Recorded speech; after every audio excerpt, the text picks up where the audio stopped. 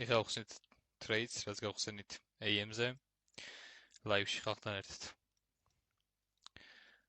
მოდი გადავხედოთ charts ჯერ higher time frames.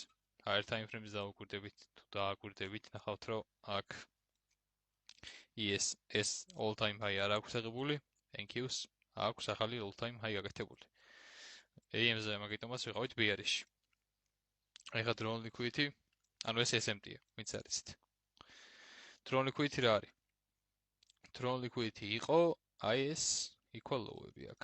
ეს low და ეს low. ეს low უფრო უკეთესი target-ია, იმიტომ რომ მაგის გამოთ არის inefficiency, ანუ imbalance. ფეროლიგები ამ შემთხვევაში.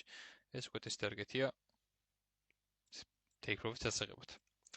ეხლა რო გადავიდეთ 1 წუთიანზე და ჩავრთ რავი kill zone-ი რო განახვთ როცა დაიწყო, ნუ 90-ის გახსნაზე, 90-მა რა ქნა? манипуляция ზემოთ, short term high აიღო, აქ შევიდა 3 წუთიან ფეროლიგებში, განახებ 3 წუთიან ჩარტსაც, 3 წუთიან ფეროლიგებში შევიდა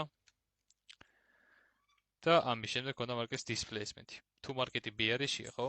აი ამ PDR-ის ზემოთ უკვე აღარ უნდა ავიდეს. ეს იყო ჩვენი short-ი.